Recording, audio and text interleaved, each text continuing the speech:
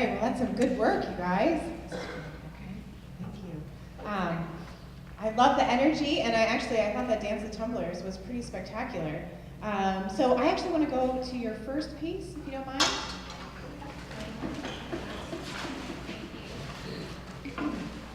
All right, so let's go to your first piece, The Explorers.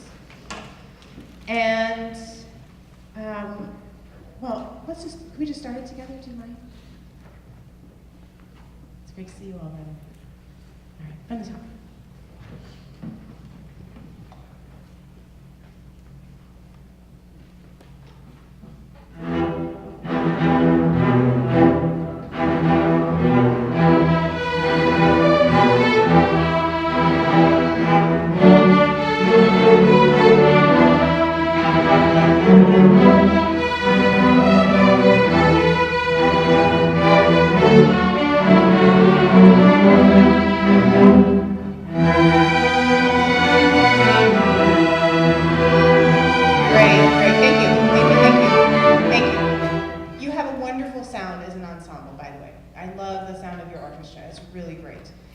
So one thing I was noticing when I was listening during this piece is I thought the opening was just like you played it. It was awesome. I loved the fanfare, that pesante. I loved the wonderful, like, your melody in the beginning is so expansive and big, and it was really good. And then when we got to 11, somehow our balance got off, and I was hearing a lot of the top line at 11 and not as much of the melody as I wanted to.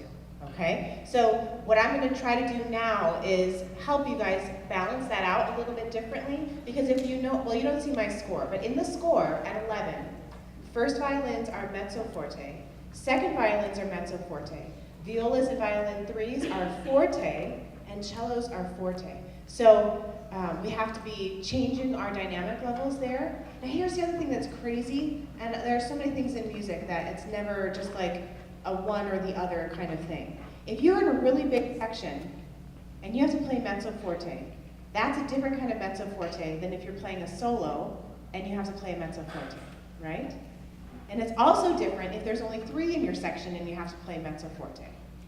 So there's all these decision-making things that have to happen, right? So what I'm seeing numbers-wise even is that first violins, who's playing first? Raise, hold up your bow so I can see first, okay. And then who's playing seconds? Oh my goodness. It is a second violin party. I love it. And who's playing viola or third violin?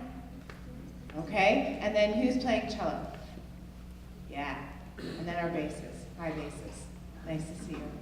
So what I notice is that we have probably twice as many people playing first and second violin as far as individual human beings, right? Than we have playing viola or third violin and cello.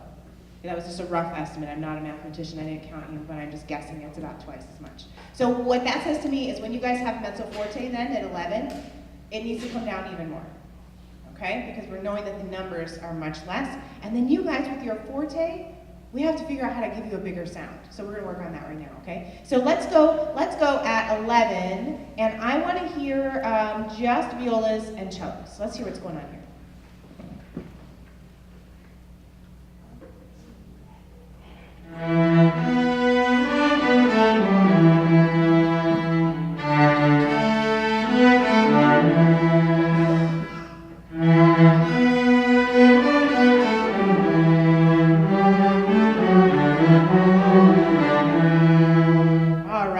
Actually, your sound is amazing. So let's see if we can naturally help you guys be a little bit louder. I am noticing that some of you are playing over the fingerboard. Do you guys know what that part is on your instruments? Okay. And that's naturally going to give you a slightly smaller sound, a quieter sound. And sometimes composers will ask you specifically to play that way, but it's going to make your sound a little bit smaller. So make sure, let's hold up our instruments, violas, hold them up, cellos, let's put our bow on our string. Can you look down and see? If you're, there we go. If you're over the fingerboard, right. Sometimes it's tricky. Okay. All right. I think that's better. Let's hear if that alone can help our sound. Same people at 11. 1, 2, 3, 4.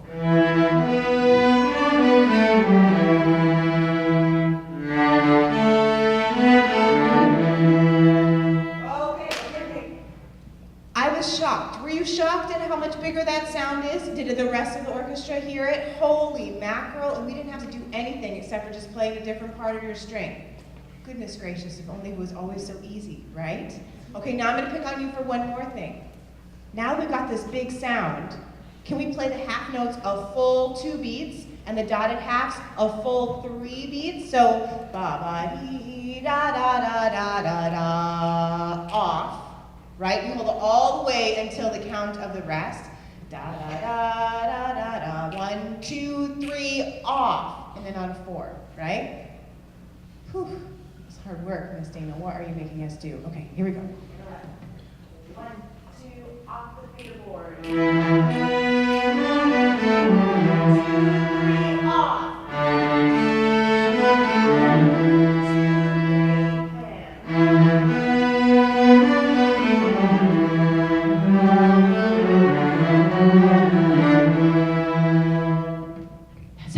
10. Can we get a round of applause for these?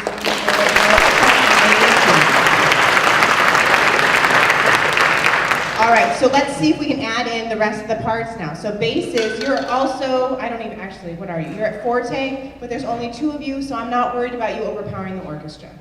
No offense, but I'm not worried about it. It's okay. But all y'all, we gotta bring it down a little bit. But it should still have the same intensity, just not quite as loud, because we want to hear the color change in our melody, and that's happening right here, okay? So everybody please at 11.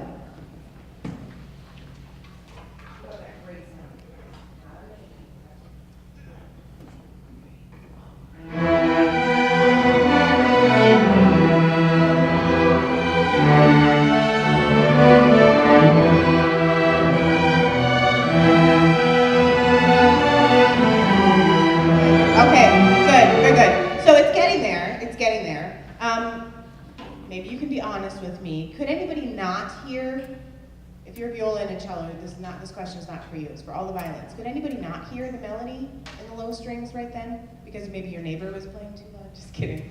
Don't throw your neighbor under the bus. That's not nice. That's not nice. All right, let's try something else. Violins, pretend like your music has a P there for piano. Try a piano sound. So right now it's like a lot coming at us. We don't want that. We just want to be able to focus on this. All right, let's try.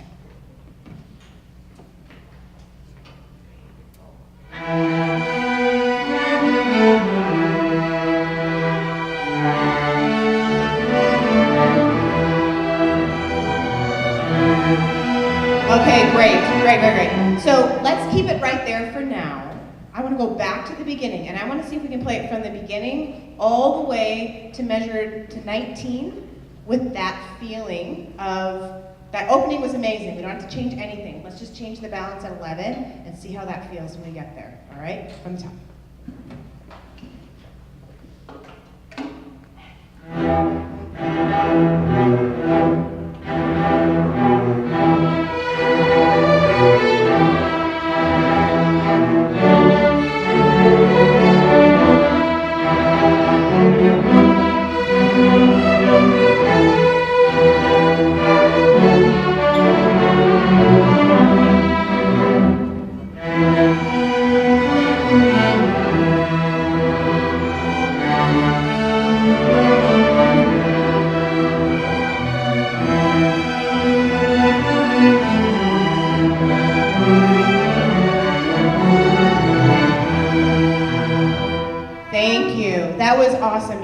nice. That was wonderful. I loved it. So when you would keep working on this piece, I would be looking for places like that where who's got the melody and how to just kind of help some of our smaller sections balance. Okay, in our last few minutes, can we please go to 35? 35. 35. So what happens at 35? Somebody tell me what happens at 35. Yeah. It slows down. It slows down. What else happens at 35? Yeah. The lower string instruments get the melody. What else happens at 35? Does anybody know what cantabile means? What does that mean? Like singing, right? So it slows down. We have something that says to make it song-like. It's mezzo forte. And I think we have to treat it differently too, right? Because in the beginning, I mean, you guys talked about this as Explorer during your announcement. You said it's about going out into the unknown, right? So we're just trucking out there in the unknown. We're just so bold. And then, I don't know, maybe something happens at 35 when we're trying to think of like, is this really a good idea? Should we be out here, right? So it's a little bit more introspective, but the style of the music, so it's slower, it's quieter, it's more personal maybe, and it's saying to make it like it's singing. And when I was hearing it, it almost sounds like a chorale that a choir might sing, right? So let's see if we can just kind of capture that mood a little bit at 35. So let's try right on the downbeat of 35. So I guess you guys have a pickup. Let's do the pickup. Pick up to 35.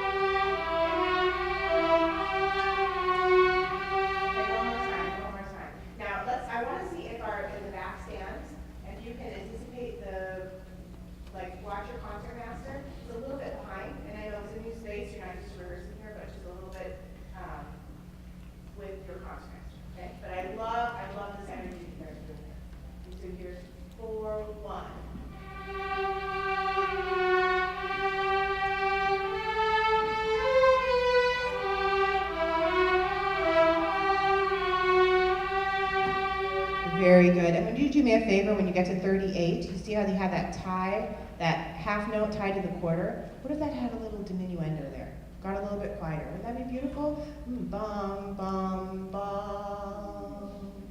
Bum, bum, bum. And it's almost like we take a breath and we're going on to our next singing. Does anybody sing in choir? Breathing is a big deal when you're in a choir.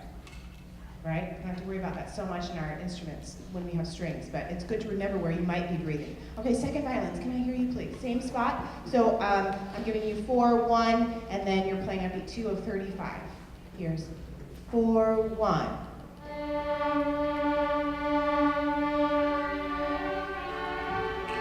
Okay, hold on.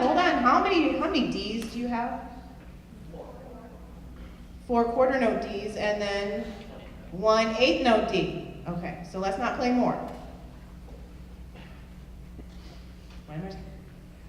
4-1.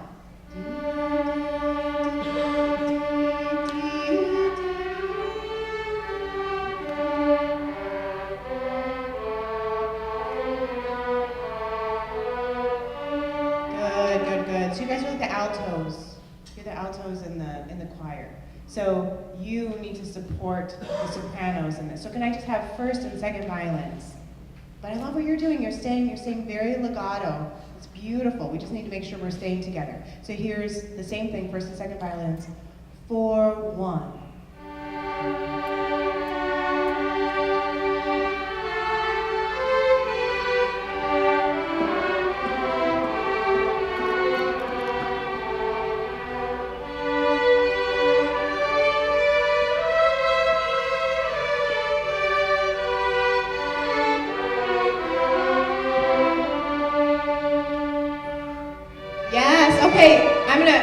get everybody else in here for a second, but guys, look at 43. Look at measure 43.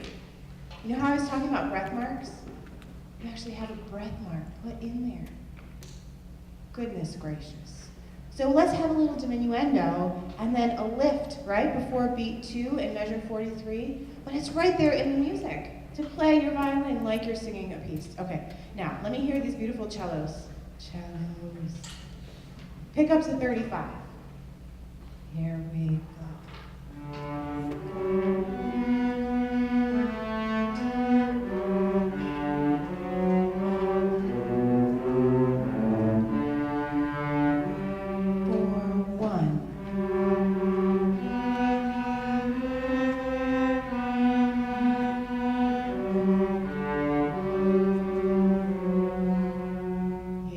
So, you know, some of the most beautiful music that I have ever had a chance to perform is slow and very simple. But making it sound like beautiful music is some of the hardest things you ever have to do because your ears have to be completely engaged. You have to know where you're going musically and harmonically, and it takes an incredible amount of teamwork to pull it off. So I'd like everybody, we're going to take the pick up to 35, listening, adjusting, and making this a very choir-like, beautiful moment, okay?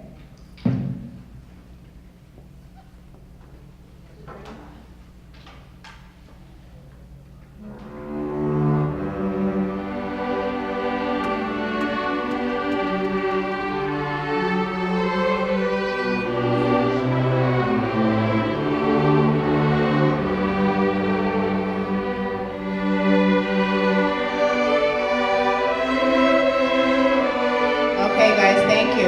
So I want to do this again. I want to do this one more time because I know you can do it even better than you just did it. The style is so there, and now you've learned how to turn on your ears. So let's do it one more time, and it will be perfect this time. I know it.